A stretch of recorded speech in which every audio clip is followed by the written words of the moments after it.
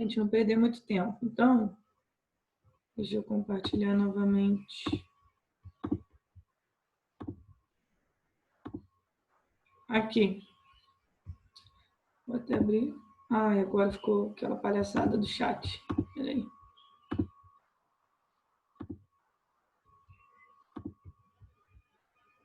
Eu não consigo abrir o chat aqui, mas tudo bem. Número 8. Mesmo existindo muita água ao seu redor, há ocasiões em que os vegetais terrestres não podem absorvê-la. Esse fenômeno é denominado de seca fisiológica. Analise as declarações abaixo. Aí tem número 1. A seca fisiológica pode ocorrer quando o meio externo é mais concentrado e hipertônico do que o meio interno, em virtude do excesso de adubo ou da salinidade do ambiente. 2. Aí, consegui. Tá aqui. A seca fisiológica pode ocorrer em temperaturas muito baixas. 3. A seca fisiológica pode ocorrer em locais onde o excesso de água expulsa o oxigênio presente no solo. Quais dessas estão corretas? Quais que vocês marcaram? As 3. Eu marquei que as 3. As Mas, 3. professora, por que a terceira? Como que o oxigênio no solo influencia alguma coisa na planta? Não, o oxigênio, vamos lá. Quando você fala de um solo, o solo é constituído de matéria inorgânica, matéria orgânica, água e ar. O solo, ele é aerado. Então, você consegue achar oxigênio, ar, ali dentro do solo. Se você bota muita água, a água que está no solo expulsa o oxigênio da terra. Por quê? A água vai estar ocupando um espaço que antes era do oxigênio. Pensa que você botou um líquido que foi empurrando aquele ar. Então, por isso que a seca fisiológica não é a planta influenciando diretamente no oxigênio do solo, não. É a própria presença de água no solo em grande quantidade, ela acaba expulsando o oxigênio de lá. E se expulsa, a planta também, ela pega oxigênio pelas raízes, não é só pelos estômatos. Então, se você diminui a quantidade de oxigênio que tem ali, a planta pode passar também, é um dos problemas da seca fisiológica. Então, a água, quando você bota muita água ou muita nutriente, muito adubo, acaba ocupando um espaço que era do oxigênio. Então, no caso aqui, o excesso de água vai no solo, vai expulsar o oxigênio que estava lá. Então, isso também pode causar seca fisiológica. Não, professora. E a planta pega esse oxigênio do solo também, né? Também, Isso é ela ruim. pega. Então, se Tá, você entendi. tira o oxigênio do solo, é menos aporte de oxigênio para ela. E eu falei, eu acho que eu já matei um monte de planta de seca fisiológica. Seja botando muito adubo, quando você coloca muito adubo, você cria o meio hipertônico, a planta acaba perdendo água para o meio. Se você coloca, se está muito frio, a água do solo pode congelar, então ela não consegue absorver. Se você coloca muita água, chega num momento que é como se a planta tivesse afogada, as raízes podem apodrecer, pode aparecer doença ali e também essa expulsão do oxigênio do solo. E tudo isso caracteriza o que a gente chama de seca fisiológica. Então, vamos ver aqui, ó, a 9. O gráfico, esse daqui a gente fez, tem no livro de vocês, não tem? Eu acho que a gente chegou a fazer ela já. Parecido só, professora. Oi? Acho que já. Tá, vamos lá. O gráfico mostra a transpiração e absorção de uma planta ao longo de 24 horas. A análise do gráfico permite concluir que, quando a transpiração é mais intensa, é mais rápida a subida de seiva bruta. Quando a transpiração é mais intensa, os estômatos encontram-se totalmente fechados. Das 22 às 6 horas, que é esse espaço aqui, o lenho sob tensão deverá ficar esticado como se fosse um elástico, reduzindo o diâmetro do caule. Não existe qualquer relação entre a transpiração, a absorção e o processo, nada tem a ver com o outro. Das 12 às 16, quando se observa a maior transpiração, é pequena força de tensão e coesão. Quais que vocês marcaram aqui mesmo? Letra A. Letra A, tá? Quanto maior a transpiração, mais rápida a subida de seiva bruta, certinho. Aí vamos ver a 10. O vegetal elimina através das folhas a maior parte da água absorvida pelas raízes. Essa perda de água obedece aos mesmos princípios da evaporação, mas pode também ocorrer eliminação sob a forma líquida. Esses processos se constituem respectivamente. Qual que é o nome? Sudação e gutação, transpiração e gutação, gutação e transpiração, transpiração e excreção, excreção e sudação. Transpiração e gutação? Transpiração e gutação. Transpiração na forma de vapor. Lembra que a gutação, ela parece gotinhas de água ao redor da folha, né? Então sai na forma líquida, tá? Então seria a letra B. Aí, a 11, né? Considere duas plantas. Essa 11 eu fiquei com dúvida, professora. Oi, fala. Não, só fiquei com dúvida nessa você 11. ficou com dúvida na 11, tá? Considere duas plantas A e B da mesma espécie, cada uma submetida a uma condição de luminosidade e disponibilidade de água diferente. Eu não consigo abrir aqui. Ah, tá, tranquilo, Pedro. A planta A encontra-se em um ambiente bem iluminado, com suprimento insuficiente de água no solo. A planta B encontra-se em um ambiente escuro, mas com abundante suprimento de água. O comportamento dos estômatos das plantas A e B para situações descritas seria a de abrir em ambas, fechar em ambas, abrir na planta A e fechar na planta B, fechar na A e abrir na B, ou permanecer inalterado. O que vocês acham aí? Vamos lá, vamos ver a planta A. A planta A, vocês acham que vai abrir ou fechar? Fechar. Fechar? Tem pouca água, ela fecha. E a planta B? Fechar também. Fechar também. Por quê? O que está faltando nela para ela abrir o estômago? Uma coisa que influencia Luz solar? muito, isso, luz solar, tá? A luz influencia demais na abertura dos estômagos. Essas duas plantas são consideradas as plantas com funcionamento normal, não é o caso das crassuláceas, não, tá? Daquelas que vivem em locais muito quentes. Aqui está considerando uma espécie normal. À noite, tipo, se está num ambiente escuro, não tem o estímulo da luz para abrir os estômagos. E apesar de ter bastante suprimento de água no solo, não está dizendo, tipo, tem abundante, tem, mas não estou dizendo que a planta necessariamente ela vai abrir para perder essa água.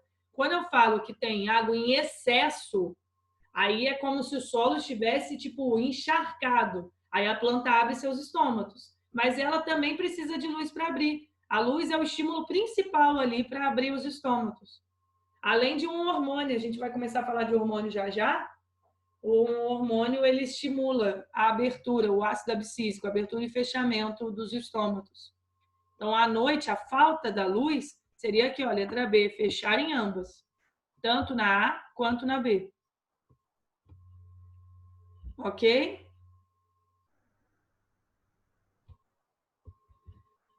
Aí a 12, deixa eu só dar ok aqui antes que eu esqueça. 12. Considerando o movimento de substâncias de plantas, foi construída a tabela. A água, entrada por osmose pelas raízes, transporte por fluxo de massa através do xilema, liberação em 1. 2. Soluto, né? Entrada, 2. Transporte pelo fluxo de massa de xilema ou floema composto orgânico, liberação pela queda de flores, folhas, ramos, frutos, etc. Gases, entrada pela difusão pelos estômatos, lenticelas e epiderme, transporte por 3, liberação por difusão pelos estômatos principalmente. Assinale a alternativa que apresenta os termos que poderiam substituir 1, 2 e 3. Vamos ver esse primeiro já. O que vocês colocariam que seria a liberação de água? Vamos olhar as opções. Ó. Difusão pelos estômatos principalmente. Aí desce. Fluxo de massa através de lenticelas, transporte ativo pelas lenticelas. Lembra que lenticelas são aberturinhas no caule. É que eu pulei a B. Transporte ativo pelos estômatos. Pela difusão pelos estômatos, principalmente. Considerando somente a liberação da água, quais dessas alternativas vocês ficariam em dúvida? A letra A e a letra E. A e E. Porque difusão pelos estômatos, principalmente. Então, você já sabe que é uma ou outra, né? Aí a gente continua. Os solutos, como é que eles entram na água? Na planta. Aqui, tá dizendo, a letra A, por difusão ou transporte ativo pelas raízes. E na E, por osmose pelas raízes. Qual que vocês acham? Acho que é a primeira, porque soluto não é osmose. Isso mesmo, osmose é a entrada de água. Com certeza já vai ser a letra A. Então, vamos dar uma olhadinha em todas aqui da A. Então, os solutos, lembra que são tipo íons, os sais minerais e tal, que estão no solo, eles vão entrar por difusão, mas também entram por transporte ativo, contra o gradiente de concentração, tá? Porque dentro da raiz vai ter muito mais soluto do que ali próximo. E aí a tendência era que ele fosse sair, né? Mas não, a planta quer manter o soluto ali dentro.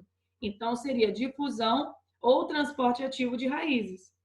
E os gases, o transporte dos gases é feito pelos espaços intercelulares e pelas células, vai passando de uma célula para outra por difusão.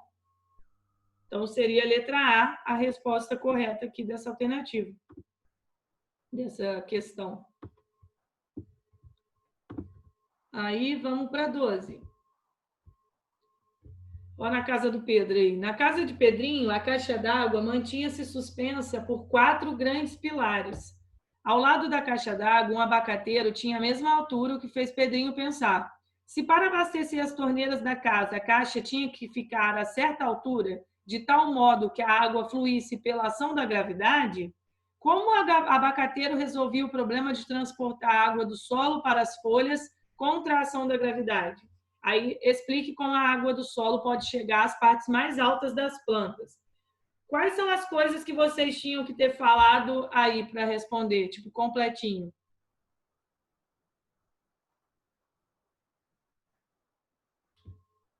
Como que a água chega até lá em cima, galera?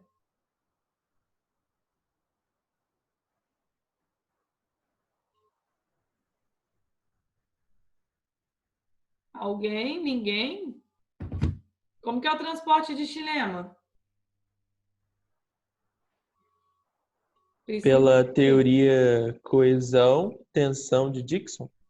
Teoria, coesão e tensão de Dickson, que associa a transpiração com a puxada de água. Então, você poderia dizer a transpiração. Você pode falar também a força de sucção. Lembra que tem pressão positiva de raiz, capilaridade, essas coisas ainda existem. Mas explicar como que chega até lá em cima é mais a teoria de coesão, tensão de Dickson, que é sobre a transpiração. A transpiração, a perda de água e na forma de vapor lá nos estômatos, faz criar uma força de sucção que acaba puxando a água do xilema. E aí aqui você poderia explicar, gente, todo o processo como acontece, tá? Isso aqui eu estou falando meio por alto, mas você pode explicar que quando a água perde na forma de vapor, as células lá das folhas, elas acabam puxando água das células vizinhas e assim sucessivamente, até que puxa a água do próprio xilema. E como a água tem coesão, as moléculas de água têm coesão entre si, elas acabam sendo puxadas. Então, existe uma força de sucção ali dentro. Então, isso daí é, tipo, explicar o processo no geral. Aqui tá de outra cor, não tá? Agora que eu vi. 14. Quando se poda uma planta, por exemplo, a videira, aparecem nas superfícies dos cortes e também nas rachaduras da planta várias gotículas de seiva incolor. A causa desse fenômeno é pressão radicular, obliteração de vasos, a ruptura dos pelos das raízes, a cicatrização do lenho ou a falta de meristema? Letra A. Essa eu não consegui fazer. Letra A, porque olha só, quando você corta uma planta, no caso dessa planta aí, a videira, você acabou de cortar tipo, uma partezinha do caule dela, você podou. Vai começar a aparecer a seiva bruta ali. Por que, que ela está aparecendo? Qual que é a causa desse fenômeno? Lembra que a raiz ela tem pressão radicular para botar água para dentro, junto com sais minerais. Então, isso acaba, sim, levando um fluxo, né, de seiva ali dentro. É como se a água tivesse subindo e você cortou. Então, vai aflorar um pouquinho. Dá para ver isso também na bananeira. Quando corta a bananeira, a água vai saindo. E ela vai saindo, não é porque a transpiração estava puxando. Não é um processo ali de transpiração. Você tirou a parte de cima, de onde que está transpirando? A água ela consegue ser puxada pela pressão radicular. A raiz tem aquela pressão que puxa a água para dentro e aí isso gera um fluxo. Então, quando você cortou, acaba jorrando um pouquinho ali. Eu até queria Entendi ver se agora, tinha professora. foto. Ó, corte bananeira chilema. Deixa eu ver se vai aparecer alguma coisa. Não. Queria ver se tinha uma imagem. Aqui, talvez. Isso aqui provavelmente está mostrando doença, mas tipo, quando você faz um corte, vai surgindo gotinhas assim, sabe? Essas gotinhas vão surgindo ao longo do corte, na região do corte, né? Então, 15. Nas grandes árvores, a seiva bruta sobe pelos vasos lenhosos, desde as raízes até as folhas. Como, né? Bombeada por contrações rítmicas das paredes dos vasos, apenas por capilaridade, impulsionada pela pressão positiva de raiz, por diferença de pressão osmótica entre as células da raiz e do caule, sugada pelas folhas que perdem água por transpiração. Qual que seria aí? Professora, eu fiquei em dúvida nessa. Vamos lá. Em grandes árvores, a seiva bruta ela sobe pelo vaso lenhoso, desde as raízes até as folhas. O que consegue levar até lá em cima? De todas essas aí, a capilaridade não explica, tá? Capilaridade só explica a subida de água até mais ou menos 1 metro, ou meio, ou menos. Pressão positiva de raiz também não explica, também é só até meio metro, 1 metro. Diferença de pressão osmótica entre as células da raiz e do caule. Tá, até tem por conta da força de sucção. Mas essa diferença de pressão osmótica aconteceu por quê? Por conta da transpiração. Então, aqui, ó, essa bombeada por contrações rítmicas, nada a ver. A parede do vaso não vai estar contraindo, não é tipo um coração que contrai e puxa água, não.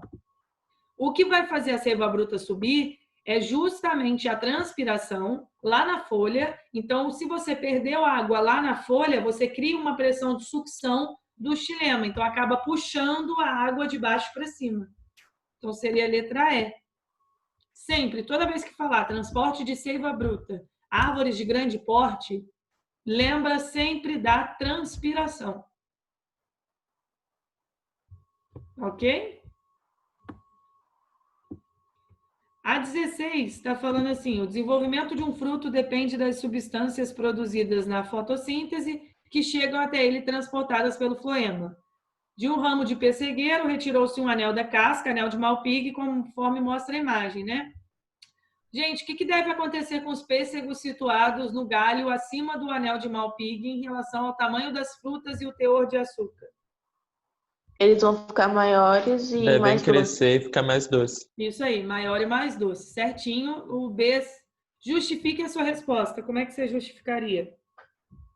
porque ele impede o fluxo do floema.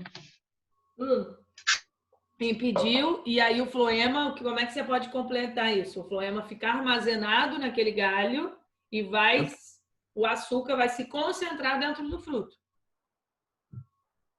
Ok? Deixa eu ver. Eu quero ver com vocês algumas sobre transporte de... Eu quero fazer essa daqui. Professora, Oi? depois você pode fazer a 19, a 20 e a 22? É isso, então. Eu vou pular. Essa daqui, a 18, a gente já fez. Eu vou pular algumas aqui, porque a gente ainda não falou de transporte de floema. Qualquer coisa, a gente volta aqui. Vamos ver a 19. Analise as imagens de uma mesma planta sob as mesmas condições de luminosidade e sob condições hídricas distintas. Tá? Aí tem aqui uma planta sobre restrição hídrica, então tá bem murchinha, e a planta irrigada, ela tá de boa. Os estômatos dessas plantas estão abertos na condição 1, pois há intenso bombeamento de íons potássio das células guarda para as células acessórias, resultando na perda de água e flacidez dessas últimas. Vamos entender. Vocês acham que os estômatos eles estão abertos ou fechados aqui em 1?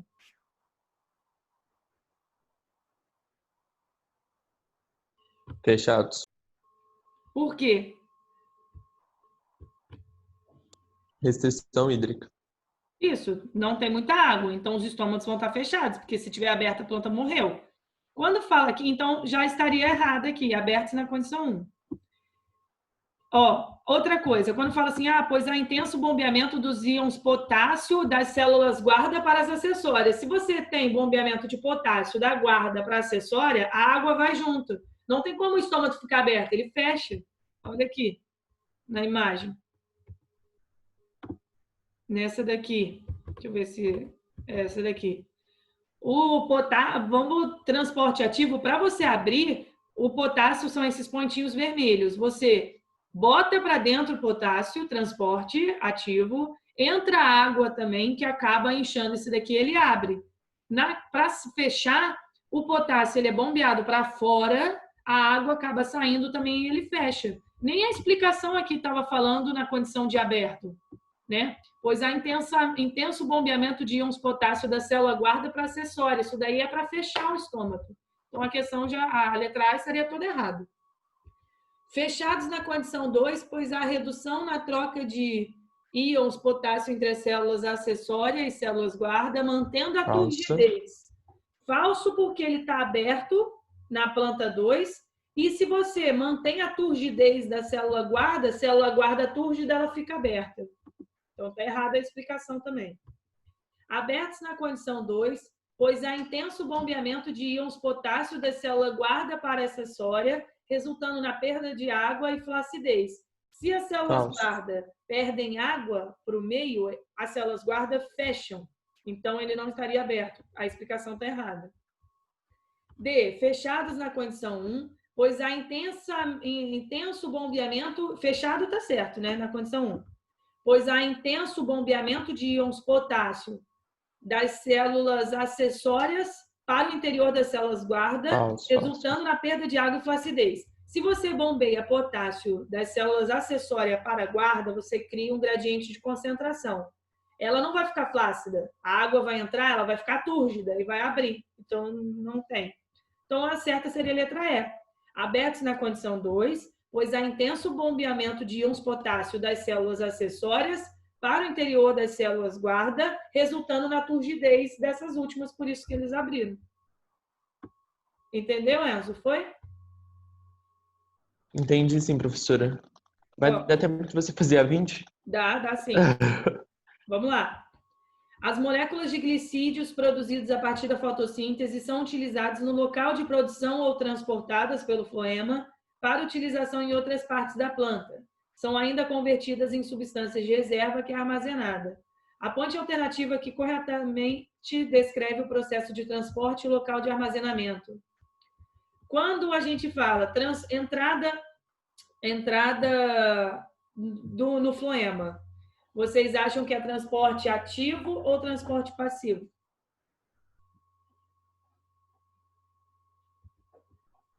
Ó. Eu não consegui fazer, não. Deixa eu mostrar para vocês. Ui, Tim! Ui, olha só. Aqui é onde foi produzido, né? Tem muita glicose. Aqui vai ser onde vai ser armazenado. Só que se você for comparar com a concentração do floema, o floema vai ter muito maior concentração de glicose do que tinha naquela folha. A tendência, o floema tem muita glicose. Imagina que muita glicose. E aqui, um pouco, que foi onde foi produzido. a tendência era sempre ir de um local maior para onde tem menos. Se aqui tem muito, a entrada da glicose que foi produzida, né, por fotossíntese nas folhas, no floema, vai ser por transporte ativo. Vai ser contra o gradiente de concentração. Porque pensa, aquele vaso condutor, o floema vai ter muito mais glicose do que tinha naquela folhinha que acabou de produzir. Porque o floema, tem a glicose que é da planta inteira. Então, ele tem muito mais concentração de glicose do que na folha. Então, a entrada para o floema é por transporte ativo. Ok? A gente ficaria entre a B e a C. O fluxo do floema, se vocês acham que é unidirecional ou bidirecional?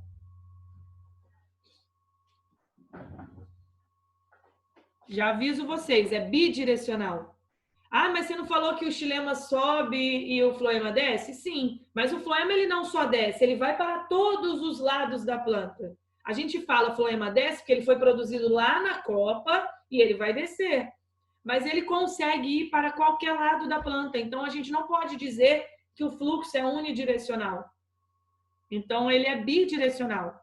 A entrada no floema é por transporte ativo, o fluxo no floema é bidirecional. E o armazenamento, vocês acham que seria apenas nos órgãos subterrâneos, em todos os órgãos, e todos os órgãos? Qual que seria aqui? Onde que armazena? Em todos os órgãos. A resposta correta seria a letra C.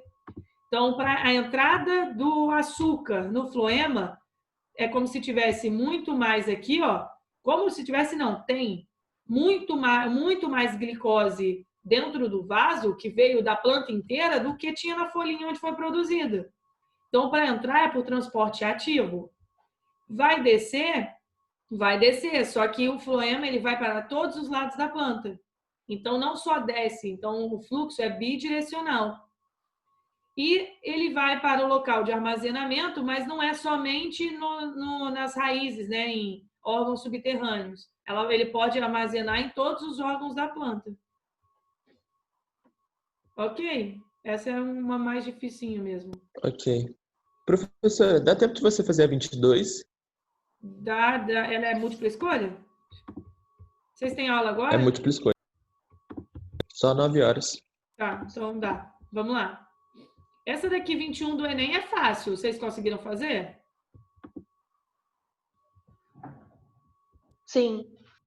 Aqui é só, se mostrou isso daí, você já pensa transpiração. Então, vamos ver a 22. Uma planta da Mata Atlântica foi submetida a condições letais de temperatura, umidade no solo e concentração de gás carbônico. E mantida sob luminosidade natural. O gráfico que melhor expressa a variação na transpiração ao longo de pelo menos 2 dias é indicado em...